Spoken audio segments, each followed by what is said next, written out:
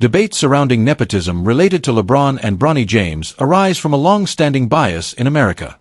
Picture this: LeBron James stands on the court next to his son Bronny, stealing glances at him to savor the moment. They both wear matching Los Angeles Lakers jerseys, with James and James Jr. prominently stitched in large purple letters on their backs. "It felt like something out of the Matrix," LeBron reflected afterward. "It just didn't seem real." The Lakers fulfilled LeBron's long-held dream of playing alongside his son when they drafted Bronny as the 55th overall pick in June. This historic moment allowed them to become the first father-son duo to compete in an NBA game together during a preseason matchup on October 6. Lakers general manager Rob Pelinka called the draft selection magical. However, the organization faced scrutiny over whether Bronny would have received this opportunity without his father being one of basketball's all-time greats. These concerns, while met with widespread excitement for the James family, reopened discussions about nepotism in sports. They highlight how influential figures wield their power and underscore the stigma surrounding children pursuing careers similar to those of their successful parents or relatives. "There will always be voices claiming nepotism is at play," noted Alice Leppert, an associate professor of media and communication studies at Ursinus College in Pennsylvania. "There's a cynical belief that favoritism exists and that the system is inherently unfair. This often stems from people's desire to believe in a meritocracy, where success is based on individual talent rather than wealth or connections. We generally do not live in a meritocracy," Leppert explained. "Our aspiration for one fuels these debates. For generations, children from affluent and influential families have inherited businesses, fame, and abundant resources for success, an undeniable reality seen in Hollywood, politics, and sports. Critics of nepotism argue that those lacking similar resources, such as producers and directors in entertainment or scouts and training facilities in sports, are significantly disadvantaged in seizing opportunities. Some even question why a practice so embedded in society is still under scrutiny. I'm not interested in hearing accusations about nepotism," former ESPN NBA insider Adrian Wojnarowski stated during the NBA draft. "Nepotism is rampant in the NBA, from ownership to front offices to coaching. I don't want to hear it just because Bronny James' father plays for the Lakers. It's everywhere in this league. In NBA history, there have been about 100 instances of players entering the league after their fathers had played. These young athletes, such as Stephen and Del Curry, Kobe and Joe Jellybean Bryant, and Bill and Luke Walton, stepped into their careers following their fathers' retirements. Ken Griffey Sr. and Jr. played together for the Seattle Mariners during parts of the 1990 and 1991 MLB seasons. Hockey legend Gordie Howe played alongside his sons Marty and Mark for the Houston Aeros and the New England/Hartford Whalers in both the WHA and NHL.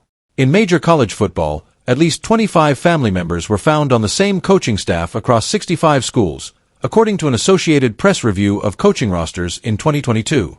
In the NFL, 16 of the league's 32 owners inherited their teams from family, according to a USA Today study. "I think we've come to terms with the idea that if you own something, you can do whatever you want with it," stated David Granardo, a law professor and sports law expert at the University of St. Thomas in Minnesota. "If I'm the owner, I can pass it down to my children. And that's generally accepted because that person has the right to manage their property as they see fit. However, this acceptance shifts when it comes to athletes," Granardo noted. "That's where we feel uncomfortable with the notion of someone receiving an opportunity they didn't earn," he added, highlighting the allure of seeing the best athletes compete against each other. When an individual who may not be viewed as the best gets an opportunity over someone else, it disrupts the perception of meritocracy, leading to questions like, "Whose child is that?" Granardo said.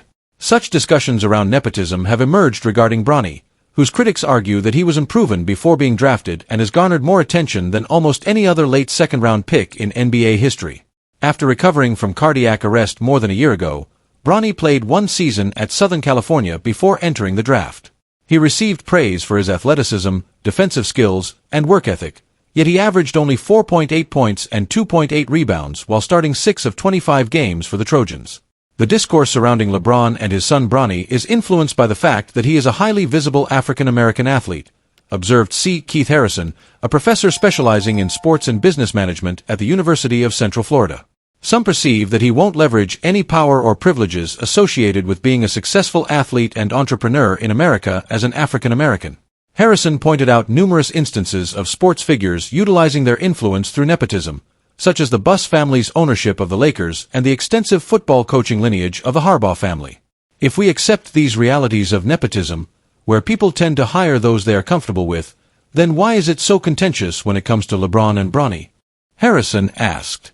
Granado arrived at his own conclusion. Some of this may stem from racial dynamics, he suggested. Here's a black man who is one of the few black billionaires in America.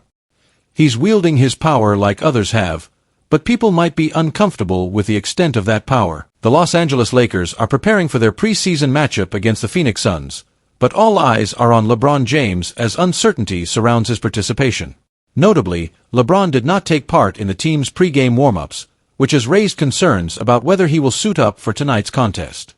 Dave McMenamin of ESPN.com has reported that James isn't injured, but his absence from the morning activities could signal the Lakers' intention to rest him. With the regular season approaching, the Lakers are weighing the benefits of limiting his minutes during preseason action. While fans may be eager to see their superstar in action, the coaching staff, led by J.J. Redick in his debut season, is likely playing the long game. Even though James is still in excellent physical condition, managing his workload is crucial. At 39 years old and entering his 21st NBA season, LeBron's durability has become a significant consideration for the Lakers. His presence is vital to the team's championship aspirations, and any risk of fatigue or injury, even minor, could jeopardize their season. As a result, resting LeBron during preseason games may become a standard part of the strategy to ensure he is fresh and ready when it counts the most. While LeBron remains an elite athlete, age inevitably takes a toll, and the Lakers are fully aware of the importance of preserving his health. Last season saw James battle through multiple injuries, including a foot issue that sidelined him for part of the year. Though he managed to return for the playoffs, the wear and tear on his body has raised concerns about how much he can, and should, carry the team across an 82-game season and into the postseason. J.J. Redick and the coaching staff seem committed to striking the right balance between keeping LeBron engaged and ensuring his longevity. Minutes management, also known as load management, has become a hot topic around the NBA in recent years, and the Lakers appear to be fully embracing this approach. Resting LeBron during preseason games offers a low-stakes opportunity to fine-tune this strategy. Additionally, it allows the coaching staff to experiment with lineups and evaluate the team's depth, something that could pay dividends throughout the regular season. The Lakers have assembled a roster that looks capable of contending, but to maximize their potential, they need LeBron healthy for the entire stretch. Beyond the physical toll, the mental grind of a long season cannot be overlooked, especially for a veteran like James. His experience and leadership are crucial, not just on the court but also in helping new players integrate into the system. If LeBron sits out tonight's game, several players will have the opportunity to step up. Two names to watch are Cam Reddish and Dalton Knecht, both of whom are looking to make an impression during the preseason. Reddish joined the Lakers this offseason and is working to carve out a role in the rotation. Known for his length and athleticism, he has the potential to contribute on both ends of the floor. However, inconsistency has followed Reddish throughout his career, and he is eager to prove that he belongs on a contending team. Extended minutes tonight could provide him with a platform to showcase his skills and build chemistry with his new teammates. Dalton Knecht, on the other hand, represents the future. The rookie wing has shown flashes of potential during the preseason, demonstrating his ability to knock down shots and play with energy. For young players like Knecht, the preseason offers a valuable opportunity to develop confidence and earn the trust of the coaching staff. With LeBron potentially out, Knecht may find himself in a position to play significant minutes, giving him a chance to prove that he can contribute throughout the regular season. These preseason games also provide the Lakers with a chance to test different lineups and explore how various players fit together on the court. Whether or not LeBron plays tonight, Redick and his staff will be focused on building team chemistry and getting the most out of their roster. While the preseason may not have the same stakes as the regular season, it plays a crucial role in setting the tone for the year ahead. The Lakers are aiming to build on last season's success, and fine-tuning their approach during these exhibition games is essential. With several new faces on the roster and a first-time head coach at the helm, every game provides an opportunity to learn and grow as a team. For LeBron, the goal is clear: stay healthy and fresh for the moments that matter most. His legacy is already cemented, but adding another championship to his resume remains a driving force. With the Western Conference as competitive as ever, the Lakers will need every advantage they can get, and having LeBron at full strength will be crucial. At the same time, the Lakers are not solely reliant on LeBron. Anthony Davis will be expected to take on a larger leadership role, and the development of players like Austin Reeves and Rui Hachimura will be equally important. Redick's ability to manage these dynamics and get the most out of his roster will play a significant role in determining the Lakers' success this season. While some fans might be disappointed if LeBron sits out tonight's game against the Suns, his absence should be viewed through the lens of the bigger picture. The Lakers are thinking long-term, focusing on the regular season and beyond. Ensuring LeBron is in peak condition for the playoff push is far more important than any preseason game. If he does sit out, it's an excellent opportunity for players like Reddish and Connect to step into the spotlight and demonstrate their value to the team. The preseason is a time for experimentation, and the Lakers will be using these games to fine-tune their approach and prepare for a challenging 2024-25 season. Ultimately, the decision to rest LeBron, if it happens, will reflect the Lakers' commitment to both his health and the team's long-term success. As the regular season draws closer, expect the Lakers to continue managing their stars carefully, ensuring they are ready to compete at the highest level when it matters most. Tonight's game against the Suns is just one step in the journey, but the lessons learned along the way could make all the difference come playoff time. What will the Lakers look like in the 2024-25 season? This question is on the minds of not just the team's fans but everyone around the NBA. Even with LeBron James and Anthony Davis still leading this legendary franchise, the Lakers face several uncertainties, particularly with J.J. Redick in his first year as head coach and all the media attention surrounding Bronny James. Add to this the constant discussions about potential trades and changes dominating the team's narrative. Every off-season, countless stars and all-NBA talents are linked to the Lakers in trade rumors. This year is no different, with names like Trae Young, Donovan Mitchell, and Jimmy Butler being floated around. However, Rob Pelinka and his team opted not to make major roster changes, allowing Redick to build on the confidence the team showed in winning their first NBA championship last December. A trade will eventually occur, as Pelinka is determined to position the team for a championship run. With rumors circulating that the Lakers are looking to bolster their frontcourt alongside Davis, it seems they already have a few targets in mind. Here are 3 trades the Lakers could pursue to strengthen their frontcourt depth. Lakers add off-season target. Lakers receive Nick Richards. Hornets receive Jalen Hood-Schifino, Cam Reddish, 2025 second-round pick, via LAL. One player the Lakers have been eyeing this offseason is Charlotte Hornets center Nick Richards.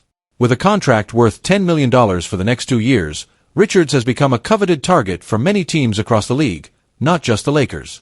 With the Hornets, Richards has proven to be a strong rebounder and finisher around the rim. Although he may not be the most efficient defender, his ability to bring energy off the bench as a pick-and-roll big makes him a unique asset. The issue, however, is that the Hornets are not eager to part with him. Despite facilitating a trade involving Karl-Anthony Towns with the New York Knicks and Minnesota Timberwolves, the Hornets approach trades with a clear strategy. Richards has been a steady contributor for the Hornets, especially with Mark Williams dealing with injuries, making the team reluctant to move him. The only complication in pursuing a trade with the Hornets is that the Lakers don't have many enticing assets to offer. Austin Reeves is off the table, and it's safe to assume Rui Hachimura is as well, unless an all-star caliber talent is available. Reddish and a second-round pick might not be enough to sway Charlotte, which is why Hood-Schifino is included in this hypothetical package. However, it's unlikely the Lakers will part with the young guard, as they want to focus on developing their talent. Balancing this with a championship mindset may prove challenging. All-defensive center hits the trade market. Lakers receive Robert Williams III. Blazers receive Gabe Vincent, Cam Reddish, 2025 and 2027 second-round picks, via LAL. Perhaps the most intriguing player to enter the trade market during the 2024-25 season will be Robert Williams III. The Portland Trail Blazers are in rebuild mode and just drafted Donovan Clingan to pair with DeAndre Ayton in the frontcourt. Where does that leave Williams, a former all-defensive center who helped lead the Boston Celtics to the NBA Finals in 2022? Unfortunately, Williams has battled multiple injuries in recent years and has struggled to showcase his talent since being traded from the Celtics. Last season, he played just 6 games due to knee surgery. Injuries have severely limited his appearances, with only 41 games played since the start of the 2022-23 season. When healthy, Williams was an athletic rim protector and a formidable presence on the boards. Next to Davis, the Lakers would need a player capable of generating second-chance scoring opportunities and making a defensive impact. If Williams can return to the level he played at 2 seasons ago, the Lakers would possess the best defensive frontcourt in the league. The upside of pursuing Williams is that his market value is currently low. However, his $12.4 million salary complicates negotiations. The Lakers would need to be creative and possibly send out more salary, such as Gabe Vincent and Reddish, to make the deal work. Kelly Olynyk provides versatility for the Lakers' frontcourt. Lakers receive Kelly Olynyk. Raptors receive Gabe Vincent, 2025 second-round pick, via CLE, and 2027 second-round pick, via LAL.